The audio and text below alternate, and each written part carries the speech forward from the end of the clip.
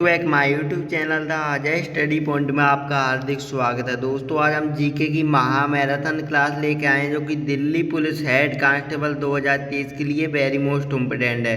तो साथियों अगर आप भी दिल्ली पुलिस हेड कांस्टेबल की तैयारी कर रहे हैं तो ये क्लास आप सभी के लिए वेरी मोस्ट इम्पोर्टेंट है। खासकर दोस्तों आज के सेशन मैंने वो ऑल सभी मोस्ट रिपीटेड क्वेश्चनों को रखा है जीके जीएस के, जो कि कई बार दिल्ली पुलिस हेड कांस्टेबल के एग्जाम में पूछे जा चुके हैं।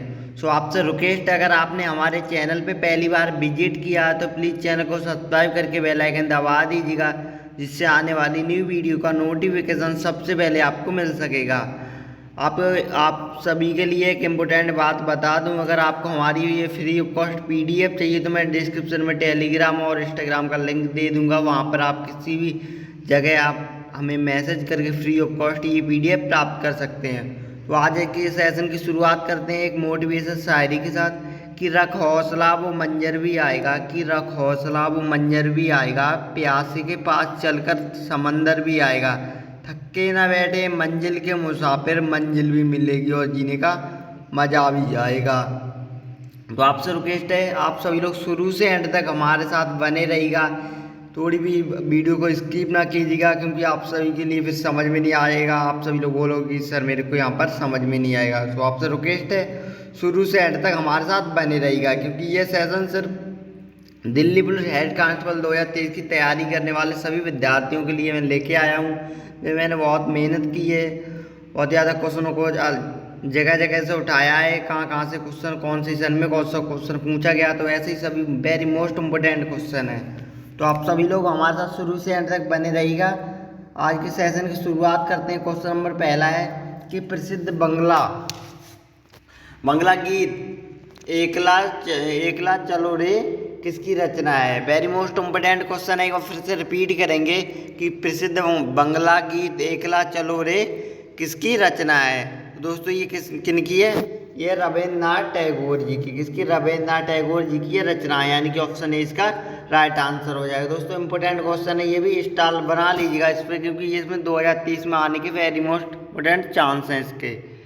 अगला क्वेश्चन है दोस्त बहुत ही ज़्यादा इंपॉर्टेंट है, अगर आपको आ रहा हो तो प्लीज़ आप सभी लोग हमें कमेंट करके बताइएगा कि सर इतने क्वेश्चन में थे, इतने क्वेश्चन के आंसर हमें पता थे। तो मैं उसी का अगली वीडियो में डिस्प्ले बोर्ड पे नाम लिखूंगा कि आज के सेशन का हमारा ये बच्चा टॉपर रहा।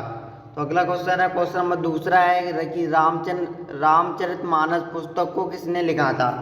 जो रामचरितमानस एक पुस्तक थी उसको किसने लिखा था, तो ये दोस्तों किसने, तुलसीदास जी ने लिखा था। किसने, तुलसीदास जी ने रामचरितमानस को लिखा था, यानी कि ऑप्शन सी इसका राइट आंसर हो जाएगा। वेरी मोस्ट इम्पोर्टेंट क्वेश्चन है, मैं आपको पहले ही बता चुका हूँ।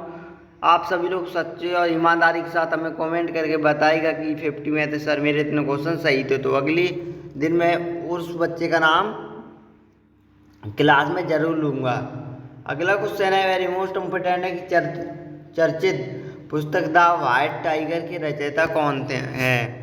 जो चर्चित एक पुस्तक है द व्हाइट टाइगर, उसके रचयिता कौन है, यानी कि वो किसके द्वारा लिखी गई है।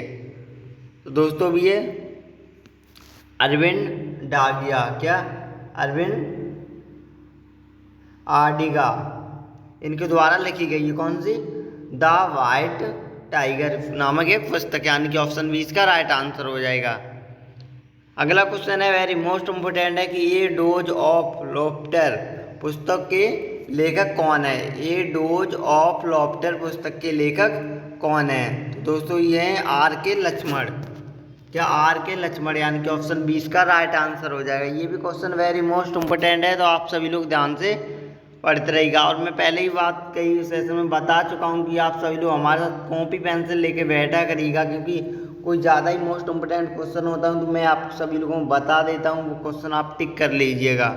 अगला क्वेश्चन है वेरी मोस्ट इम्पोर्टेंट है कि कर्नाटक में गालियों से जो कर्नाटक में या थोड़ी मिसप्रिंट हो गई है कि कर्नाटक में गाड़ियों से निकलने वाले जुलूस जिसमें बांस की बनी दैत्यकार गुड़ियों के साथ लोग नृत्य प्रदर्शित करते हैं, बताइएगा उनको क्या कहा जाता है। एक बार क्वेश्चन फिर से रिपीट करेंगे, आप सभी लोग कंफ्यूज ना होइएगा कि कर्नाटक की गलियों में निकलने वाले जुलूस जिसमें बांस की बनी दैत्य गाड़ियों के साथ लोग नृत्य प्रदर्शित करते हैं उनको क्या कहा जाता है? उनको डोट्टा, क्या डोट्टा कहा जाता है, यानी कि ऑप्शन ए इसका राइट आंसर हो जाएगा। अगला क्वेश्चन है कि निम्नलिखित में से कौन सा नृत्य केवल अकेले किया जाता है? बताइएगा आप सभी लोग कि ऐसा कौन सा नृत्य है जो बिल्कुल सिर्फ अकेले किया जाता है। दोस्तों ये है मोहिनी आट्टम। मोहिनी आट्टम एक नृत्य यानी कि एक नृत्य है जो कि अकेले में किया जाता है, यानी कि ऑप्शन ए इसका राइट आंसर हो जाएगा। आप सभी लोगों को रिक्वेस्ट है सेशन को लाइक शेयर करते रहिएगा। अगर सेशन अच्छा लगे तो प्लीज़ एक बार हमें कमेंट करके ज़रूर बताइएगा कि सर आज का सेशन आप कि हमें इतना % अच्छा लगा है। एक बार हमें कमेंट करके ज़रूर बताइएगा। अगला क्वेश्चन है यक्षगान। क्वेश्चन है दोस्तों क्वेश्चन नंबर 7 है कि निम्नलिखित में से कौन कर्नाटक की लोक रंगभूमि में है?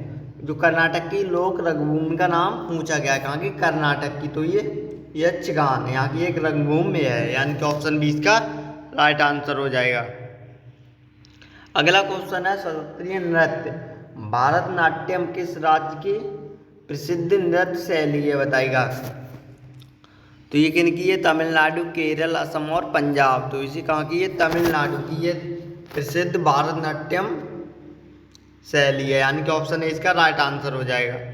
अगला क्वेश्चन है वेरी मोस्ट इम्पोर्टेंट है कि गरबा लोक नृत्य किस भारतीय राज्य का एक प्रसिद्ध त्योहार है? जो गरबा लोक नृत्य है वो हमारे किस भारतीय राज्य का लोक नृत्य त्योहार है? तो हमारे भारत में कितने 29 राज्य जो उनके नाम दिए गए हैं। 4 ऑप्शन है गुजरात, मेघालय, असम और पंजाब। जो गरबा लोक नृत्य है वो कौन से राज्य का प्रसिद्ध त्योहार है, यानी कि लोक नृत्य है? तो ये गुजरात। दोस्तों ये गुजरात में गरबा बहुत ही अधिक लोक नृत्य है, बहुत ही ज़्यादा प्रसिद्ध है, यानी कि ऑप्शन इसका राइट आंसर हो जाएगा। अगला क्वेश्चन है चंग नृत्य राजस्थान के किस क्षेत्र का प्रसिद्ध लोक नृत्य है? जो चंग नृत्य हमारे राजस्थान के कौन से क्षेत्र का प्रसिद्ध लोक नृत्य है? ये कहाँ का है? तो ये शेखावाटी। कहाँ का? जो राजस्थान में शेखावाटी है वहाँ का चंग नृत्य बहुत ही ज़्यादा प्रसिद्ध है, यानी कि ऑप्शन बी इसका राइट आंसर हो जाएगा। अगला क्वेश्चन है घूमर निम्नलिखित में से किस भारतीय राज्य का प्रसिद्ध लोक नृत्य है? जो घूमर है वो निम्नलिखित में से किस भारतीय राज्य का प्रसिद्ध लोक नृत्य है? तो ये कहाँ का है? ये राजस्थान का है। कहाँ का? राजस्थान का प्रसिद्ध लोक नृत्य है, यानी कि ऑप्शन डी इसका राइट आंसर हो जाएगा। अगला क्वेश्चन है वेरी मोस्ट इम्पोर्टेंट है, एक बार हमें कमेंट करके बताइएगा कि सर आज का सेशन हमें बहुत ही अच्छा या बहुत खराब कैसा लगा। अगला क्वेश्चन है कि कुचिपुड़ी की उत्पत्ति कहाँ से हुई? जो कुचिपुड़ी है एक लोक नृत्य है, ये भी उसकी उत्पत्ति सबसे पहले कहाँ पर हुई थी? तो आंध्र प्रदेश, तमिलनाडु, उड़ीसा और केरल। तो ये कहाँ पर हुई थी? ये आंध्र प्रदेश में हुई थी। जो कुचिपुड़ी यहाँ का बहुत ही ज़्यादा प्रसिद्ध लोक नृत्य है, कहाँ का? आंध्र प्रदेश, यानी कि ऑप्शन ए इसका राइट आंसर हो जाएगा। इस क्वेश्चन को भी आने के लिए ऑल गवर्नमेंट फॉर एग्जाम कई बार पूछा जा चुका है। हाल ही में ये इंडियन नेवी एमआर के एग्जाम में पूछा गया क्वेश्चन है। तो ये भी दिल्ली पुलिस हेड कांस्टेबल 2023 में आने के बहुत ज़्यादा चांस हैं। अगला क्वेश्चन है कि भारत में दी जाने वाली निम्नलिखित में से किस नागरिक सम्मान की आकृति पीपल के पत्ते के समान होती है? वेरी मोस्ट इम्पोर्टेंट क्वेश्चन है, एक बार फिर से रिपीट करेंगे कि भारत में दी जाने वाली निम्नलिखित में से किस नागरिक सम्मान की आकृति पीपल के पत्ते के समान होती है? तो दोस्तों ये भारत रत्न पुरस्कार, इसका भारत रत्न पुरस्कार की आकृति पीपल के पत्ते के समान होती है। ये वेरी मोस्ट इम्पोर्टेंट क्वेश्चन है, याद रखिएगा आप सभी लोग, यानी कि ऑप्शन डी इसका राइट आंसर हो जाएगा। ये नागरिक सम्मान की क्षेत्र में दिया जाता है जो कि भारतीय। अगला क्वेश्चन है भारत रत्न सम्मान प्राप्त करने वाला एकमात्र पाकिस्तानी व्यक्ति कौन है जिसको भारत रत्न पुरस्कार से सम्मानित किया गया था? ऐसा पाकिस्तानी ऐसा कौन सा एक व्यक्ति है जो कि पाकिस्तान का है? तो ये कौन है दोस्त? तो ये अब्दुल गफ्फार खान। जो अब्दुल गफ्फार खान जो कि पाकिस्तान के थे, इनको भारत रत्न पुरस्कार से नवाजा गया था, यानी कि ऑप्शन सी इसका राइट आंसर हो जाएगा। अगला क्वेश्चन है वेरी मोस्ट इम्पोर्टेंट है कि प्रतिवर्ष किस तिथि को अध्यापकों के लिए राष्ट्रीय पुरस्कार की घोषणा की जाती है।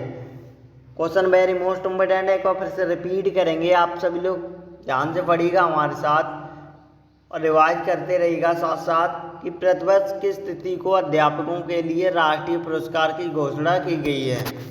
तो ये 5 सितंबर को 5 सितंबर यानी कि शिक्षक दिवस के रूप में मनाया जाता है। क्या 5 सितंबर, ऑप्शन सी इसका राइट आंसर हो जाएगा।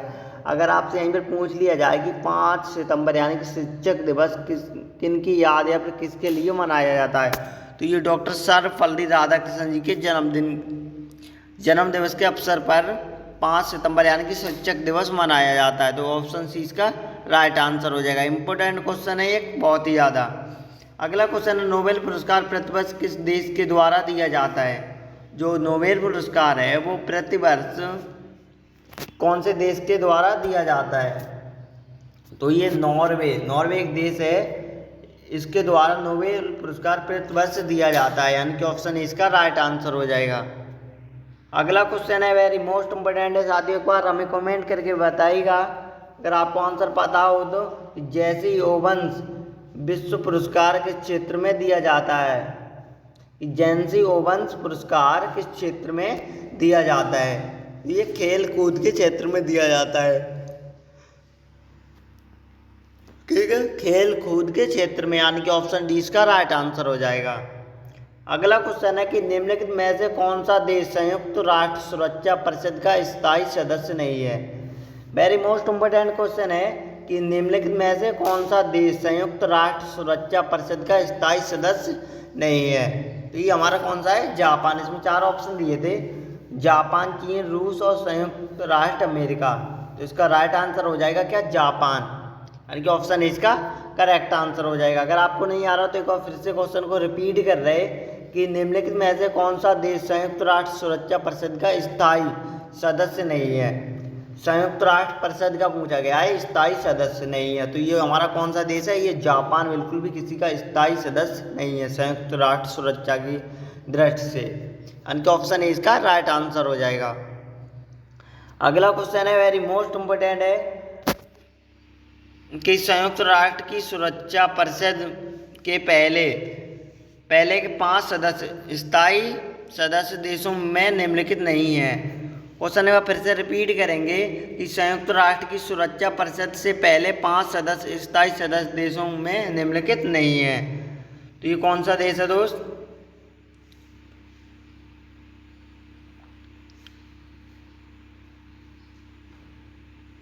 तो दोस्तों ये इटली, कहाँ पर, इटली, यानी कि ऑप्शन बी इसका राइट आंसर हो जाएगा। वेरी मोस्ट इम्पोर्टेंट क्वेश्चन है, ये भी एग्जाम के पॉइंट। अगला क्वेश्चन है वेरी मोस्ट इम्पोर्टेंट है कि रूस में साइबेरियाई पक्षी भारत के किस जगह से पक्षी अभ्यारण्य के नियमित रूप से आते हैं। तो बताइए ये कौन आते हैं नियमित रूप से, तो ये भरतपुर अभ्यारण्य राजस्थान, क्या भरतपुर अभ्यारण्य जो राजस्थान है, यहाँ पर साइबेरियाई पक्षी भारत के किस जगह के अभ्यारण्य से नियमित रूप से आते हैं। तो ये कहाँ से आते हैं, भरतपुर अभ्यारण्य जो कि राजस्थान में स्थित है, यानी कि ऑप्शन डी इसका राइट आंसर हो जाएगा। अगला क्वेश्चन है वेरी मोस्ट इम्पोर्टेंट है कि भारत के झारखंड राज्य में स्थित बोकारो स्टील लिमिटेड किस देश की मदद से स्थापित हुआ है। बताइएगा ये कौन से देश की मदद से स्थापित हुआ है, तो ये सोवियत संघ की मदद से, क्या सोवियत संघ की मदद से, यानी कि ऑप्शन बी इसका राइट आंसर हो जाएगा। अगला क्वेश्चन है वेरी मोस्ट इम्पोर्टेंट है कि वार्षिक पुरस्कार मेला प्रतिवर्ष किस भारतीय राज्य में आयोजित किया जाता है। जो भारतीय पुरस्कार मेला प्रतिवर्ष भारत के कौन से राज्य में स्थापित किया जाता है, तो ये राजस्थान के अजमेर में, पंजाब के अमृतसर में, या हिमाचल प्रदेश के कांगड़ा में, या इनमें से कोई नहीं। तो इसमें 4 ऑप्शन दिए हैं, तो ये राजस्थान के अजमेर में स्थापित किया जाता है वार्षिक पुरस्कार मेला, यहाँ पर राजस्थान के अजमेर में, यानी कि ऑप्शन ए इसका राइट आंसर हो जाएगा। साथियों ये भी वेरी मोस्ट इम्पोर्टेंट क्वेश्चन है एग्जाम के पॉइंट ऑफ व्यू से। सो आपसे रिक्वेस्ट है सेशन को लाइक शेयर करते रहिएगा आप सभी लोग। अगला क्वेश्चन है अमेरिका के प्रथम राष्ट्रपति कौन थे। जो अमेरिका है, जो संयुक्त राष्ट्र अमेरिका, उसके प्रथम राष्ट्रपति का नाम पूछा गया है, तो ये जॉर्ज वाशिंगटन, क्या जॉर्ज वाशिंगटन जी की अमेरिका के प्रथम राष्ट्रपति थे। ये भी कई बार एग्जाम में पूछा जा चुका है, यानी कि ऑप्शन ए इसका राइट आंसर हो जाएगा। क्वेश्चन है वेरी मोस्ट इम्पोर्टेंट है एग्जाम के पॉइंट ऑफ व्यू से कि निम्नलिखित में से कौन सा राष्ट्रीय राजमार्ग महाराष्ट्र, छत्तीसगढ़ और उड़ीसा से गुजरता है। तो ये इनमें से कौन सा राष्ट्रीय राजमार्ग है जो महाराष्ट्र, छत्तीसगढ़, उड़ीसा से गुजरता है। तो ये 3 राज्यों से कौन सा राजमार्ग होकर गुजरता है दोस्त, ये राष्ट्रीय राजमार्ग 7 ये छत्तीसगढ़, महाराष्ट्र और उड़ीसा से होकर गुजरता है, यानी कि ऑप्शन डी इसका राइट आंसर हो जाएगा। अगला क्वेश्चन है वेरी मोस्ट इम्पोर्टेंट है कि विश्व की प्रथम महिला प्रधानमंत्री कौन थी। जो हमारे विश्व की प्रथम महिला प्रधानमंत्री का नाम पूछा गया है, तो कौन थी। ये श्री मावो भंडार नायक। क्या श्री मावो भंडार नायक ये हमारे विश्व की प्रथम महिला प्रधानमंत्री थी। और अगर आपसे यहीं पर पूछ लिया जाए कि ये कौन से देश की थी, तो ये श्रीलंका की, विश्व की और श्रीलंका की ये प्रथम महिला प्रधानमंत्री थी, यानी कि ऑप्शन इसका राइट आंसर हो जाएगा। तो आपसे यहाँ पर क्वेश्चन 2 तरीके से पूछ लिया जाएगा, या तो विश्व की या फिर कौन से देश की थी। तो ये देश अगर पूछा जाए तो श्रीलंका, और विश्व की में तो प्रथम ये थी। तो ऑप्शन इसका राइट आंसर हो जाएगा। अगला क्वेश्चन है हालिया रिपोर्टर के अनुसार चाय के उत्पादन में भारत का विश्व में कौन सा स्थान है। हालिया रिपोर्टर के अनुसार चाय के उत्पादन में विश्व का कौन सा स्थान है। दोस्तों विश्व में इसका पहला स्थान है, हालिया रिपोर्टर के अनुसार चाय के उत्पादन में, यानी कि ऑप्शन इसका राइट आंसर हो जाएगा। अगला क्वेश्चन है वेरी मोस्ट इम्पोर्टेंट है कि वृक्षों के संरक्षण के लिए चिपको आंदोलन किसने चलाया। जो वृक्षों का संरक्षण, वृक्षों की बहुत ज़्यादा कटाई बहुत बड़े पैमाने पर की जा रही है, तो उसके लिए एक चिपको आंदोलन का आयोजन किया गया था। तो ये किसने चलाया था सबसे पहले। तो ये सुंदरलाल बहुगुणा। ये सुंदरलाल बहुगुणा ने वृक्षों की कटाई को रोकने के लिए एक चिपको आंदोलन चलाया था, यानी कि ऑप्शन इसका राइट आंसर हो जाएगा। अगला क्वेश्चन है वेरी मोस्ट इम्पोर्टेंट है कि निम्नलिखित में से भारत के किस राज्य में गुज्जर जनजाति निवास करती है। तो उड़ीसा, कर्नाटक, महाराष्ट्र और जम्मू कश्मीर। तो भारत के कौन से राज्य में, तो जम्मू कश्मीर में गुज्जर जनजाति बहुत ही अधिक मात्रा में निवास करती है, यानी कि ऑप्शन डी इसका राइट आंसर हो जाएगा। अगला क्वेश्चन है वेरी मोस्ट इम्पोर्टेंट है कि भारत में कुल कितने पिन कोड जोन हैं, बताइएगा। भारत में कुल कितने पिन कोड जोन हैं। 4 ऑप्शन दिए हैं, 7, 9, 8 और 6। तो कितने पिन कोड हैं, ये 8 पिन कोड है। कितने, 8 पिन कोड। अगला क्वेश्चन है हाल ही में किसने लगातार 5वें वर्ष फार्मूला ए स्पेनिक ग्रैंड फिक्सर जीता। बताइए ये किसने जीता था हाल ही में। तो ये लुइस हैम्पटन, लुइस हैम्पटन ने जीता था, यानी कि ऑप्शन डी इसका राइट आंसर हो जाएगा। अगला क्वेश्चन है मैन ऑफ डेस्टिनी किसे कहा जाता है। जो मैन ऑफ डेस्टिनी किसे कहा जाता है। तो मैं 4 ऑप्शन दिए हैं दोस्तों, हिटलर को, मुसोलिनी, नेपोलियन या लेनिन। तो ये नेपोलियन को मैन ऑफ डेस्टिनी कहा जाता है, यानी कि ऑप्शन सी इसका राइट आंसर हो जाएगा। ये भी दिल्ली पुलिस हेड कांस्टेबल 2023 के लिए वेरी मोस्ट इम्पोर्टेंट सेशन है, यानी कि क्वेश्चन था। तो आप सभी लोग इसमें स्टार बना लीजिएगा। अगर कॉपी और पेन लेके बैठे हो तो एक बार नोट जरूर कर लीजिएगा स्क्रीनशॉट लेके। अगला क्वेश्चन है युवा लेखकों को सलाह देने के लिए सरकार द्वारा शुरू की गई नई प्रधानमंत्री योजना का नाम क्या है। युवा लेखकों को सलाह देने के लिए सरकार द्वारा शुरू की गई नई प्रधानमंत्री योजना का नाम पूछा गया है। तो ये कौन सी युवा, जो प्रधानमंत्री श्री नरेंद्र मोदी द्वारा युवा लेखकों को सलाह देने के लिए सरकार द्वारा एक योजना चलाई गई है, उसका नाम है युवा, यानी कि ऑप्शन ए इसका राइट आंसर हो जाएगा। अगला क्वेश्चन है दुनिया के सबसे बड़े संग्रहालय लोवर संग्रहालय की प्रथम महिला अध्यक्ष कौन बनी थी। दुनिया के सबसे बड़े संग्रहालय लोवर संग्रहालय की प्रथम महिला अध्यक्ष कौन बनी थी। तो ये लॉरेंस डैश कार्स, कौन? Lawrence dash cars. ये हमारी दुनिया की सबसे बड़े संग्रहालय, लोवर संग्रहालय की प्रथम महिला अध्यक्ष बनी थी, यानी कि ऑप्शन सी इसका राइट आंसर हो जाएगा। अगला क्वेश्चन है वेरी मोस्ट इम्पोर्टेंट है कि भारत के प्रथम महिला उड़ान परीक्षण इंजीनियर कौन बनी थी? भारत की प्रथम महिला उड़ान परीक्षण इंजीनियर कौन बनी थी?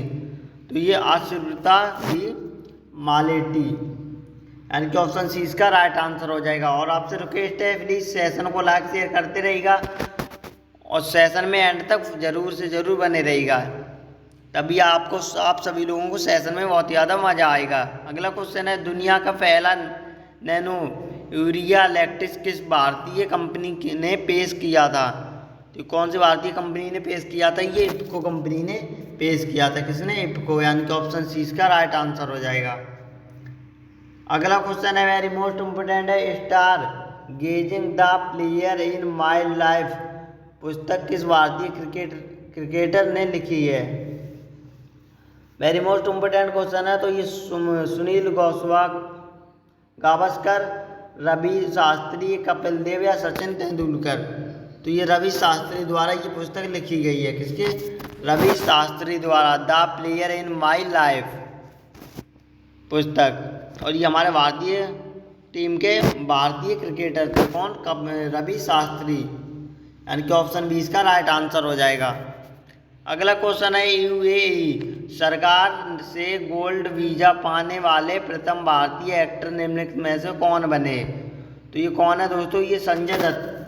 ये यूएस सरकार से गोल्डन वीजा पाने वाले प्रथम भारतीय एक्टर बने, यानी कि ऑप्शन डी इसका राइट आंसर हो जाएगा। अगला क्वेश्चन है एशियाई मुक्केबाजी चैंपियन 2021 में किस भारतीय महिला बॉक्सर ने स्वर्ण पदक हासिल किया था? क्वेश्चन वेरी मोस्ट इंपोर्टेंट है, करंट अफेयर है, यानी कि स्पोर्ट से 2-3 क्वेश्चन पूछे जाते हैं, तो आप सब लोग अच्छे से हमारे साथ रिवीजन करते रहेगा।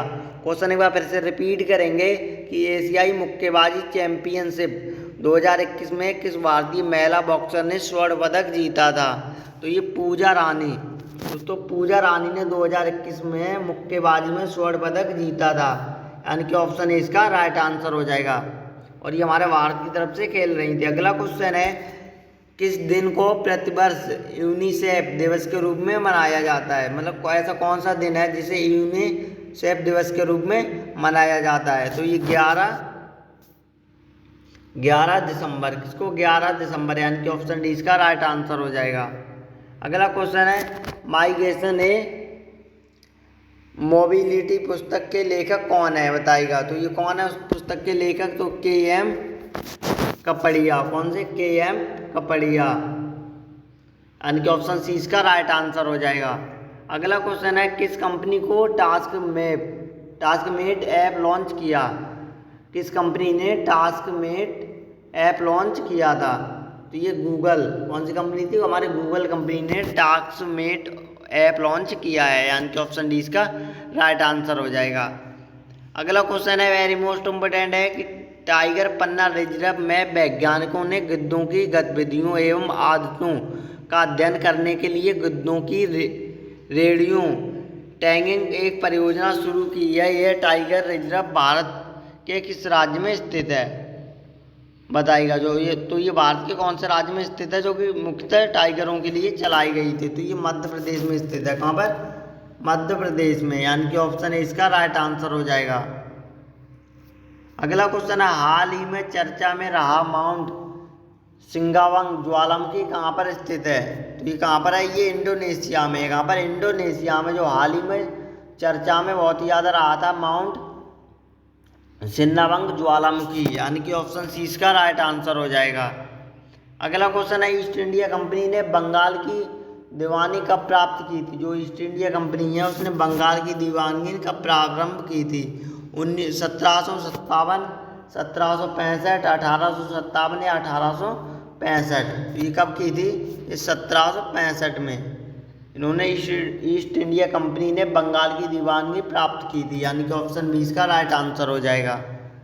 अगला क्वेश्चन है वेरी मोस्ट इम्पोर्टेंट है कि 1857 के विद्रोह के समय उत्तर प्रदेश में बड़ौदा परगना में विद्रोह का नेतृत्व किसने किया था? बताइएगा। तो ये शाहमल सिंह तोमर ने किया था। किसने? शाहमल सिंह तोमर ने। एक बार क्वेश्चन फिर से रिपीट करेंगे कि 1857 के विद्रोह के समय उत्तर प्रदेश के बडौल परगना के विद्रोह में का नेतृत्व किसने किया था? तो ये शाहमल सिंह तोमर ने, यानी कि ऑप्शन 20 का राइट आंसर हो जाएगा। अगला क्वेश्चन है, चोलों के समय दी जाने वाली वह भूमि जो विद्यालय के रख रखाव के लिए प्रसिद्ध की जाती है, क्या कहलाती है? बताइएगा। तो ये शाला भोग कहलाती है। क्या? शाला भोग, यानी कि ऑप्शन 20 का राइट आंसर हो जाएगा। अगला क्वेश्चन है, वेरी मोस्ट इम्पोर्टेंट है कि भारत की महिला के लिए आरक्षण की व्यवस्था कहाँ है? जो भारत की महिला के लिए आरक्षण की व्यवस्था कहाँ पर है? तो पंचायती राज संस्थाओं में।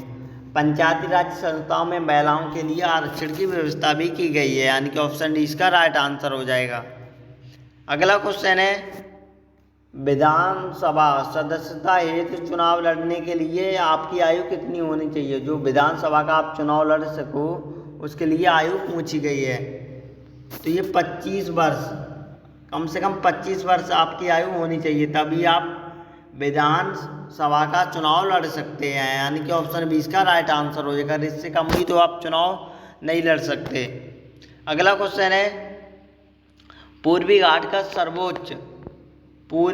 का सर्वोच्च शिखर कौन सा है? तो ये महेंद्रगिरी, ये पूर्वी घाट का हमारा सर्वोच्च शिखर है, यानी कि ऑप्शन डी इसका राइट आंसर हो जाएगा। साथियों, आज के सेशन का हम यहीं पर एंड करते हैं। प्लीज़ आप सभी लोग हमें कमेंट करके बताइएगा आज का सेशन आप सभी लोगों को कैसा लगा। मैं आपको पहले ही बता चुका हूँ, अगर आपको हमारी फ्री ऑफ कॉस्ट PDF चाहिए तो मैं डिस्क्रिप्शन में टेलीग्राम और इंस्टाग्राम का लिंक दिया, वहाँ में मैसेज करके फ्री ऑफ कॉस्ट ये PDF प्राप्त कर सकते हैं और अपनी तैयारी को एक बेहतर बना सकते हैं। साथियों, आज के सेशन में मैंने वो मोस्ट आल सभी रिपीटेड क्वेश्चनों को रखा था जो कि कई बार एग्जाम में पूछे जा चुके हैं और पूछे जाएंगे। तो आप सभी के लिए हम भी कितनी मेहनत कर रहे हैं, कहाँ कहाँ से क्वेश्चनों को छांट रहे हैं, कहाँ प्रीवियस क्वेश्चनों को उठा रहे हैं, तो आप सभी लोग भी हमें थोड़ा सा सपोर्ट करते रहिएगा। बस मेरे को इतना ही चाहिए। हम आप सभी के लिए शुरू से एंड तक, जब तक एग्जाम क्लियर फिजिकल तक हम आपके साथ रहेंगे। द अजय स्टडी पॉइंट आपके हमेशा साथ रहेगा। तो मिलते हैं नई वीडियो में, तब तक के लिए जय हिंद, वंदे मातरम। चैनल को सब्सक्राइब करना बिल्कुल ना भूलिएगा। तो मिलते हैं एक नई वीडियो में, तब तक के लिए जय हिंद, वंदे मातरम।